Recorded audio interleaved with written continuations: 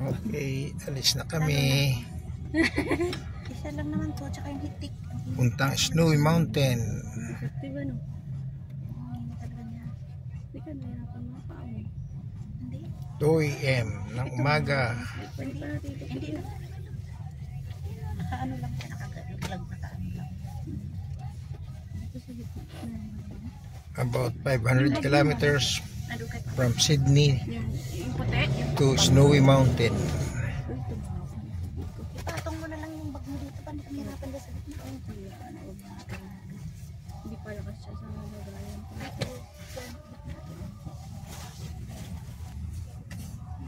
Hindi kasi siya pati dito. Dito, maglusot na. Papalabas na tayo dito sa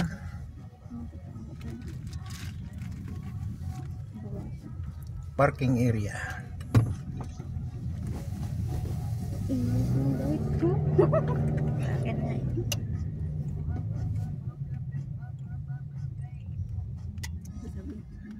Hindi tayo pinapawisan sa damit natin. Ibig sabihin, hindi yun effective. Ang init eh. Ang init ng parang papapawisin ako eh. Okay, lalabas na tayo dito sa parking area. Kaya pala yung damit na yun, parang talagang hindi. Pag suot ko ng suot naman, hindi naman siya ano, pero pag matagal na sa katawan, ano talaga siya. Pansinin, kami lang ang halos tao sa kalye. Alas 2 ng madaling araw.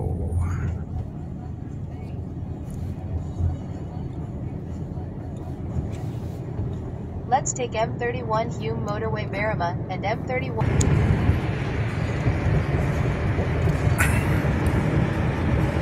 Time check, 2:06.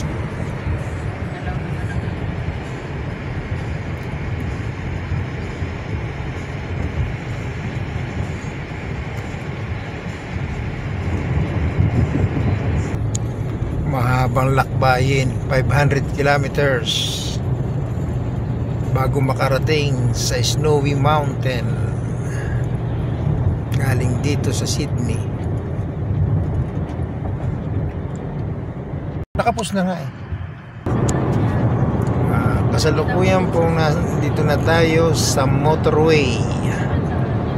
Meaning ng motorway, ang counterpart nito sa Pilipinas ay expressway. Ang tawag dito sa Australia ay motorway. Sa atin, sa Pilipinas, expressway. Dito, medyo may ilaw pa.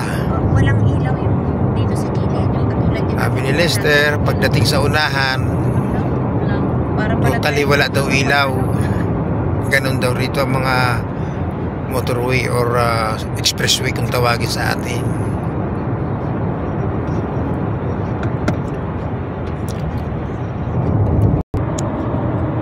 From Bankstown to Liverpool, ang toll fee ay $5.69. Unang stop natin ay 123 kilometers pa. Dito ay 110 kilometers ang dapat na takbo ng sasakyan.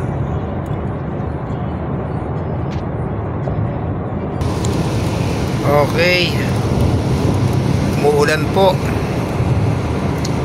at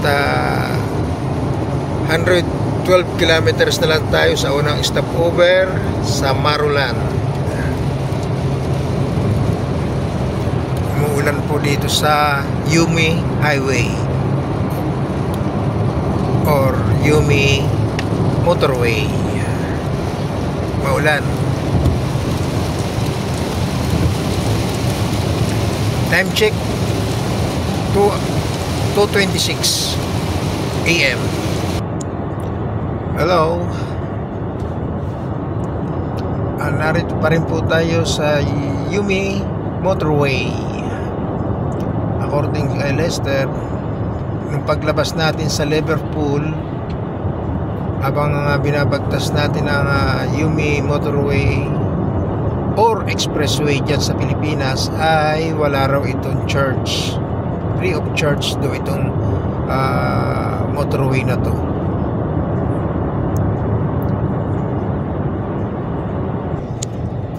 Sa haba nitong Yumi motorway, free of charge daw to, sabi ni Lester. Yun ang kagandahan sa isang expressway na hindi nilalagay sa private, hindi pina-private. Ito ay government owned ng New South Wales. Ilan na yung tinatakbo natin? At nag-represent ako. talagang yun ang kagandahan. Pag pag-aari ng gobyerno ang motorway or expressway, katulad rito, ito ay mahabang tinatakbo namin, pero ito ay free of charge. Pwede ding mangyari din pala ito sa Pilipinas kung government owned ang mga expressway dyan. Sulong-sulo namin ang expressway na ito o motorway. Walang kasabay kami.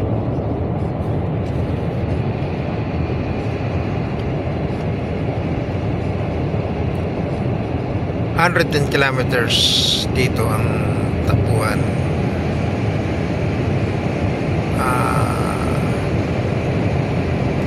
Temperature sa labas is 11 degrees centigrade.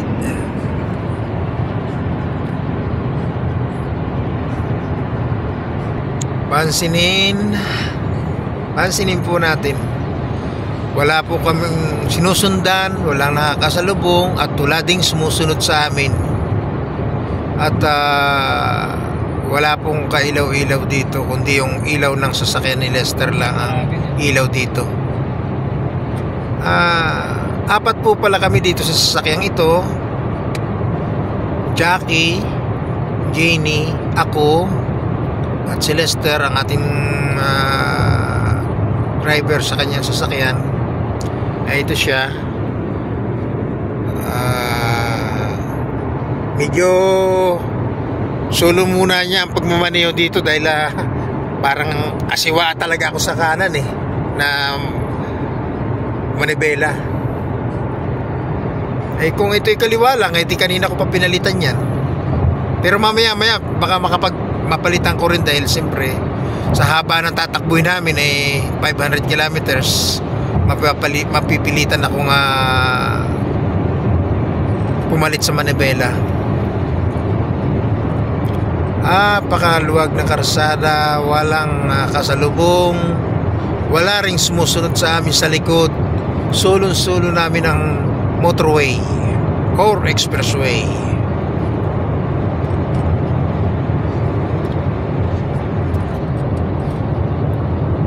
Time check 2:38 AM. 500 kilometers from Bankstown to Snowy Mountain. At nadaan kami ng Canberra, pero diretso muna kami ng Snowy Mountain. At hindi natin alam kung negative na doon ngayon. As per Lester, ang temperatura sa Snowy Mountain as this moment ay -1. Kaya marami kaming sapin-sapin na suot. Ako naka heat stick, may leggings, nakapantalon pa, sandamit, saka tatlong sapin na jacket.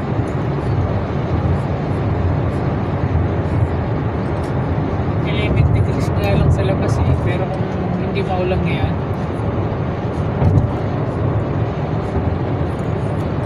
sa labas nakarehistro dito sa sasakyan ni Lester, ang temperatura sa labas ay 11 degrees. Ang lamig sa labas. Dito lang yan sa Sydney, pero pagdating na Snowy Mountain, -1.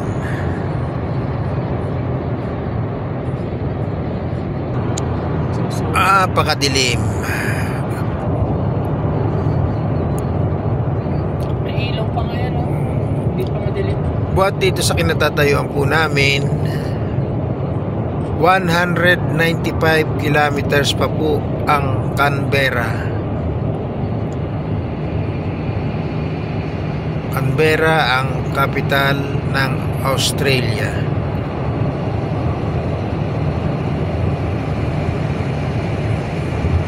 Wala talagang kasabay. Wala ring kasalubong. Kanina pa kaming walang kasalubong at wala ring kasabay. Ayun, mayroon na. Ito. Sa wakas, mayroon na.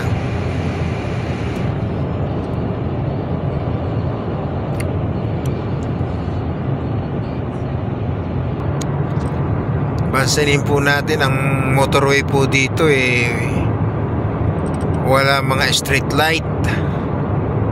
Maliwanag lang dahil sa ilaw ng sasakyan, pero wala talaga street light siya. Napakadilim po dito sa lugar na to. Time check, 8 minutes before 3 AM.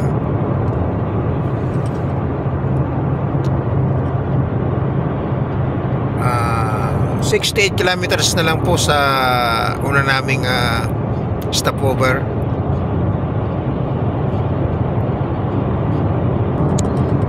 Ito pa namang mga ganitong motorway,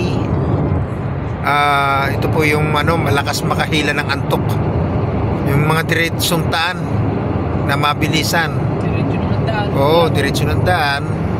Automatic ka na. Automatic pa. Kaya kinakausap ko lagi si Lester. Hi Lester. Kaya naka-cruise control lang tayo. Ito pong sasakyan na to naka-cruise control siya. Meaning hindi nagsisilinyador si Lester dito.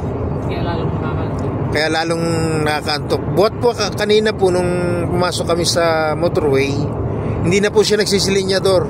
Sana nakaharap po kami. Naka-cross control na po siya. At pagka may na-detect po siya, yung sasakyan medyo po siya, babagal ng takbo siya. Kahit hindi magpreno si Lester. At magbibigay din ng signal ang sasakyan ni Lester kung ang kanyang gulong ay lumiban sa kabila. Magbibigay, magsisignal siya na wala ka na sa linya. Ito ang sasakyan ni Lester. Hindi po siya nagsisilinyador. Wala silinyador. Naka-cross control na po siya kanina pa pala. Kaya ang ginagalaw na lang ni Lester dito ay manibela. Kaya nakakantok. Pero ito, inasabayan ko rin. Bali ang average sa ng takbo dito ay 110 kilometers per hour. Hindi pwedeng bumaba. At pag bumaba, ma-violate ka. Hindi naman violate. Matagalan ka lang, so pwede ka mag-cause na accident. Kaya si Lester ngayon manibela lang ang kanyang ginagalaw sa sasakyan niya. Hindi siya nagsisilinyador.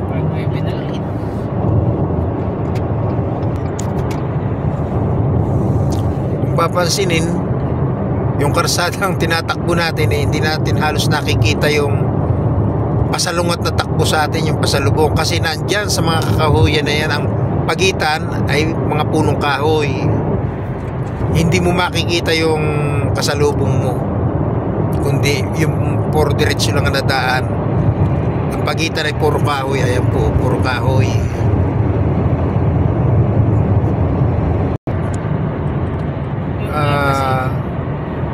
Nagbago na po ang temperatura sa labas. Ngayon po ay 8 degrees na lang. Kanina 11. Sa banda ron at umuulan, 11 kanina, pero kung hindi umulan, sigurado baka mga nasa 6 or 5 yan degrees. Baka hindi lang. Hindi lang. Kasi nga, dahil sa umulan kanina, parang ganun talaga ang temperatura pagka umulan dito. Mainit. Mainit.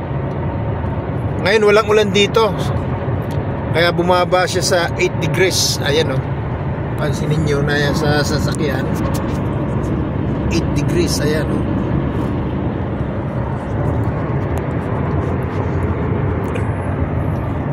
Sa unang hinto namin, 48 kilometers na lang stopover namin. Nasa 29 minutes na lang siya.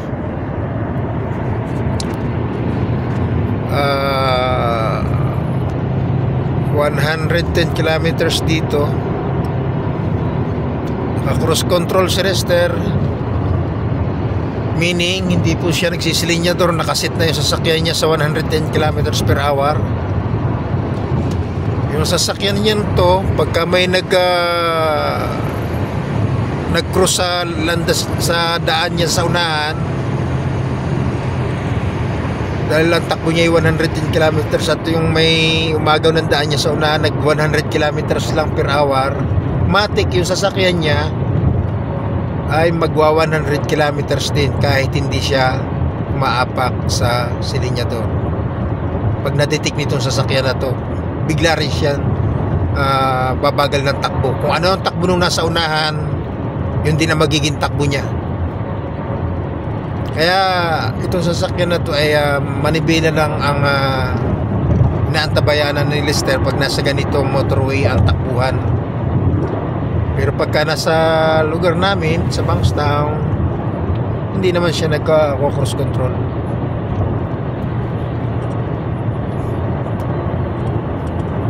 ...45 kilometers away para sa unang stopover namin.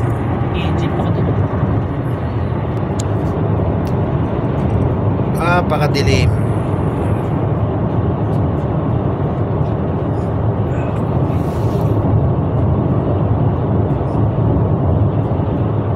Narating tayo na lipaw hanggang alas 4. Dito Tapos sakto yan. 2 hours ko na straight yan hanggang ang singilan dito sa motorway or expressway, dahil wala silang RFID dito na katulad yan sa Pilipinas, madididak yung toll fee dito automatic sa ATM card, katulad ng ATM card ni Lester. Doon na idididak agad. Yung kaninang $5.69 from Bankstown to Liverpool lang yon. Pero paglampas mo ng Liverpool, katulad ngayon, wala talaga siyang toll fee, free of charge. Ang galing. Napakagandang ng gobyerno dito sa Australia. Kitang-kita ang ibinubuwis ng mga tao rito. Napapakinabangan ng mga tao. Mahigit ng mag-iisang daang kilometro na tinatakbo namin dito sa motorway, pero free of charge ang expressway. Sa Pilipinas, sigurado malaki ng charge sa expressway. Kasi ang motorway dito, expressway, pag-aari ng gobyerno. Malaki na itutulong sa mga citizen ng bansa ang free of charge sa kanyang paggamit ng motorway or expressway. Sa atin wala. Talagang magbayad ka. Kung hindi ka wala kang pambayad sa expressway, ay maghanap ka ng daan na madadaanan mo. Ayan, ilinya mo nga. Yung narinig po ninyo, pag umano sa linya, tutunog siya. Ayan, wawarningan nung sasakyan yung driver na lumalampas na sa linya. Malapit na po tayo sa unang stopover namin. 13 kilometers na lang.